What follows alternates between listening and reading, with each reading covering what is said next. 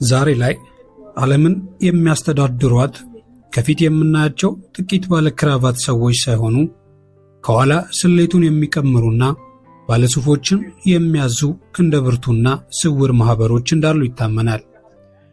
ዘኒው ኤጅ ኦርደር፣ ኢሉሚናቲ፣ ሴክሬት ሶሳይቲ እና መሰል አገላለጾች በፊት ልቦለድና ተረት ቢመስሉም ዛሬ እየተገለጡና እየታዩ መጥተዋል።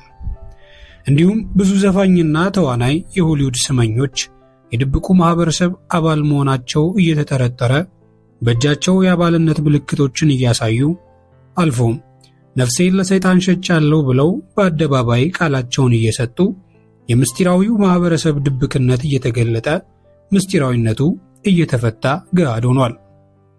ይልቅስ በአህጉራችን አፍሪካ ልክ እንደ ምዕራባዊው የኢሉሚናቲ ማህበረሰቦች ከአፍሪካ ታላላቅ ስልጣኖች ጀርባ በድብቅ የሚዘውሩ ዛሬ ድረስ እጅግ ውስብስብ፣ ድብቅ፣ ምስጢራዊና መናፍስታዊ ተቋማት እንዳሉ ምን ያህሎቻችን እናውቃለን?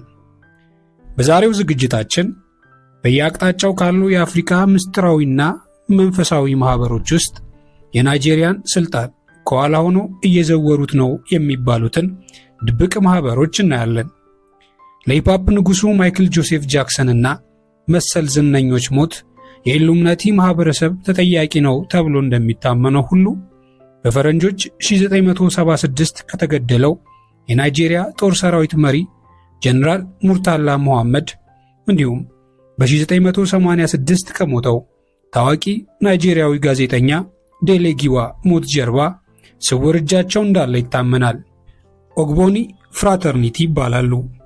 የናይጄሪያና የምዕራብ አፍሪካ ምስጢራዊ ማህበረሰብ ስውር ጌቶች። የኦግቦኒ ወንድማማችነት ማህበር ወይም ኦግቦኒ ፍራተርኒቲ መነሻውን አሁን በደቡብ ምዕራብ ናይጄሪያ ውስጥ ወደሚገኘው ጥንታዊው የዮሩባ ስልጣኔ 15ኛ ወይ 16ኛ ክፍለ ዘመን ላይ ይመልሳል።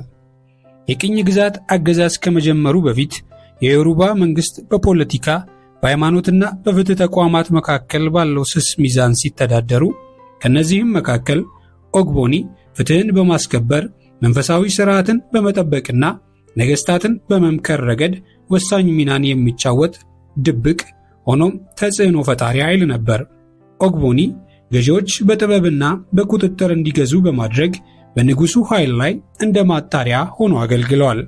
ስልጣናቸው የመነጨው ከመለኮት በተለይም ኦልዱሜር ከሚሉት ከፍተኛው አምላክና የምድር አምላክ ከሚሏት ኦንሊር ጋር ካላቸው ግንኙነት ነው ተብሎ የሚታመን ሲሆን ይህ መንፈሳዊ ገጽታ ከፍተኛ ተጽዕኖን ሰጥቷቸው የመሬት ጠባቂዎችና የሞራል ምግባር ዳኞች ተደርገው ይታዩ ነበር። በ19ኛው ክፍለ ዘመን የብሪታንያ የቅኝ ግዛት ኃይሎች ወደ ዮሩባ መሬቶች ሲስፋፉ እንግሊዞች የራሳቸውን ስርዓት ለማስፋፋት የኦግቦኒን የበላይነት ሲደመስሱ የባህላዊ መንግስት መዋቅር ተበጠበጠ። ይሁን እንጂ ወንድማማችነቱ ከመጥፋቱ ይልቅ ራሱን ለአዲሱ አሰራር ተስማሚ አድርጎ አንዳንድ አባላት ወደ ቅኝ ግዛት አስተዳደር ውስጥ በመግባት በተፈጠረው የምዕራባውያን አስተዳደር ስርዓት ውስጥ እያገለገሉ አውታረ መረቦቻቸውን ከወንድማማች ህብረቱ ጋር በምስጢር አጠናከሩ።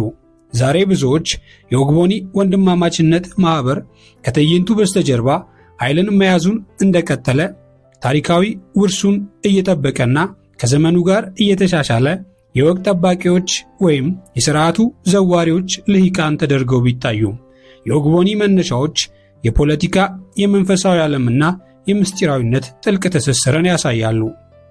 ማህበሩ ዛሬ ድረስ ውጭ ላለው ለማንኛውም አካል ግልጽ ያልሆኑ እጅግ ጥብቅ፣ ውስብስብና ምስጢራዊ መዋቅር ሲኖረው ማንም እንዳሻው ዘው ብሎ መግባት አይችልም። ይልቅስ ብቁ ናቸው ተብሎ የሚታሰቡ በፖለቲካ፣ በግዙፍ ንግድ፣ በሕግና በባህላዊ አመራር ውስጥ ያሉ ኃያላን ግለሰቦች ብቻ በታላቅ ጥንቃቄ ተመርጠው ለአባልነት ይጋበዛሉ። ወደ ማህበሩ መግባት ጥልቅ መንፈሳዊና ተምሳሌታዊ ሂደት ሲሆን አዳዲስ አባላት የታማኝነትና የምስጢር ቃል ኪዳን ሲፈጽሙ ይህ ቃል ኪዳን ተራ ውል ወይም መሐላ ሳይሆን የምድር ቆይታቸውን ሁሉ ለማያውቁት መናፍስት በቀብድ መልክ ሕይወታቸውን አሲሰው የሚጫወቱት አሸናፊው የታወቀበት የነፍስ ቁማር ሲሆን የሚቤዥና ከዚህ ኪዳን ነፃ የሚያወጣ ምድራዊ ኃይል የለምና ቃል ኪዳኑን የሻረ ሳይሆን ሳት ብሎት ለመሻር ያሰበ በአይን እርግብግቢት ፍጥነት ሕይወቱን ያጣትና ሰውየው ከመቅጽበት ነበረ ይባላል። ዕዳው በሱ ሳያበቃ ወደ ዘሩ ይቀጥላል። የኦግቦኒ እምነቶች ማዕከል የሆነው የምድር አምላክ የሆነችውን ኦኒልን ማምለክና በዮሩባ ኮስሞሎጂ ውስጥ ከፍተኛው አምላክ የሆነውን ኦልዱሜርን ማክበር ሲሆን ማኅበሩ ራሱን የፍትሕ የሞራልና የማኅበራዊ ሚዛን ጠባቂ አድርጎ ሲቀርጽ ሥርዓቶችና ምልክቶች ለማኅበሩ ልምምዶች መሠረታዊ ናቸው።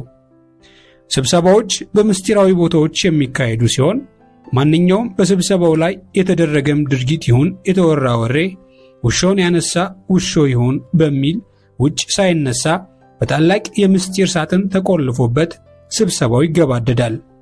ምን ያርጉ፣ ምን ይወስኑ፣ ማንን ገደሉ፣ ማንንስ ሰው የሚለውን የሚያውቅ ምድራዊ አይኖርም። አባላቱ እርስ በርስ መልእክት ለመለዋወጥና ለመግባባት ሌላው ሰው የማይገባው የንግግር ኮድና ልክ እንደ ኢሉሚናቲ ማኅበር በግልጽ ባይታወቅም ራሳቸው ብቻ የሚያውቁትና የሚግባቡበት የሰላምታና የእጅ ምልክቶች ሲኖራቸው ይህም ምስጢራዊነታቸው የት ድረስ ጥልቅ እንደሆነ ያሳያል። አርማቸው ሁለት ሰያፍ መስመሮች ልክ እንደ ጎጆ አናት ገጥመው ከማዕከላቸው የአይን ምልክት እንዲሁም ከሱ ስር 3 በእኩል ቁመት የተደረደሩ መስመሮች ሲሆን የጎጆ አናት ቅርጹ ብዙውን ጊዜ ቤት ወይም ቤተ መቅደስ ኢሌን የሚሏት ምድርን፣ የአይኑ ምልክት መንፈሳዊ ግንዛቤና ጥበቃን፣ 3ቱ ቋሚ መስመሮች የሦስትነት ወይም የሥላሴ መርህን፣ ሰማይ፣ ምድር፣ ሰው፣ ያለፈው የአሁኑና የወደፊት እንዲሁም ውልደት፣ ሕይወትና ሞትን ይገልጻሉ ብለው ይናገራሉ። ከኦግቦኒ በጣም አስፈላጊ ገጽታዎች አንዱ የዝምታ ሕጋቸው ነው። አባላት የማኅበሩ ውስጣዊ አሰራሮችን ለውጭ ሰዎች እንዳያሳውቁ የተከለከሉ ሲሆን አንዳንዶች እንደ ወግ ጠባቂዎች አድርገው ሲያዩአቸው፣ ብዙ ተንታኞች ደግሞ ከመጋረጃው ጀርባ ሆነው የፖለቲካና ኢኮኖሚያዊ ጉዳዮችን የሚቆጣጠሩ የተደበቁ ፈላጭ ቆራጭ ገናና ኃይሎች እንደሆኑ ያምናሉ።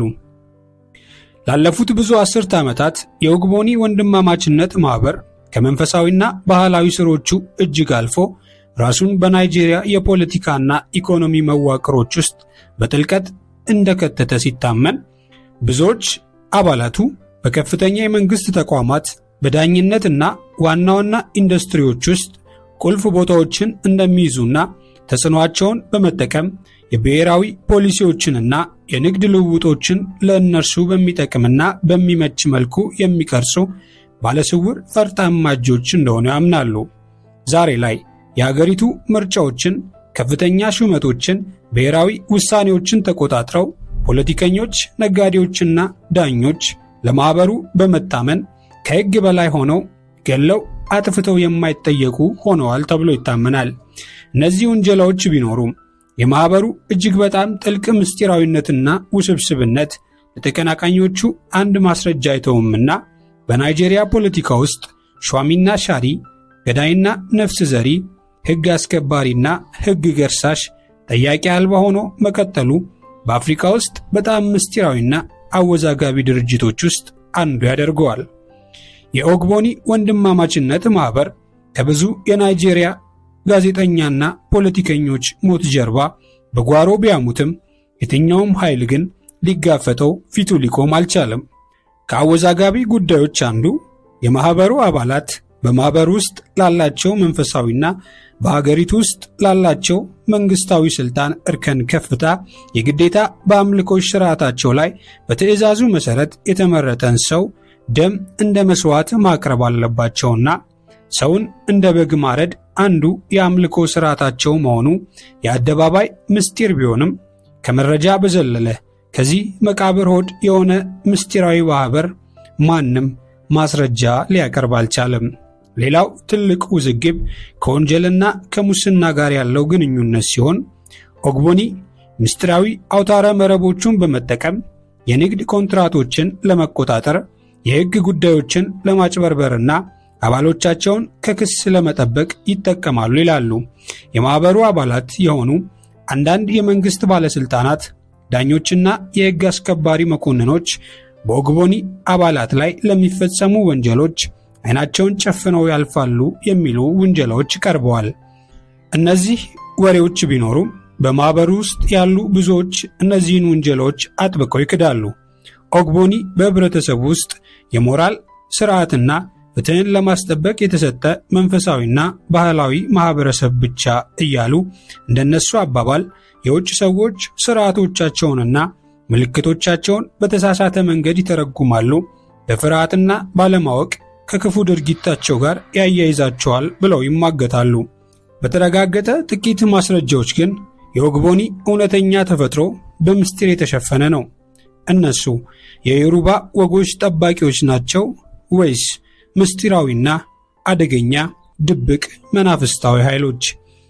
የኦግቦኒ ወንድማማቾች ማኅበር ወይም ኦግቦኒ ፍራተርኒቲ ጥልቅ ታሪካዊ ስሮች ቢኖሩትም ዋና ወጎችንና ታላቅ ምስጢራዊነቱን ጠብቆ ከዘመኑ ጋር እየተላመደ አሻሽሎ ዛሬ ወንድማማችነቱ በናይጄሪያ እናም ከዚያም በላይ በፖለቲካ በንግድና በሕግ ሥርዓት ውስጥ ተጽዕኖ እያሳደረ ይገኛል። ፖለቲከኞችን፣ ሀብታም የንግድ ባለቤቶችንና ባህላዊ መሪዎችን ጨምሮ በርካታ ከፍተኛ ደረጃ ላይ ያሉ ግለሰቦች አባላት ሲሆኑ ወንድማማችነቱ እንደ አስተዳደር አካል በግልጽ ባይሰራም አሁንም ከትዕይንቱ በስተጀርባ የፖለቲከኞቹን ክንድ ይዞ መሪውን እንደሻው እየዘወረ ነው ተብሎ ይታመናል።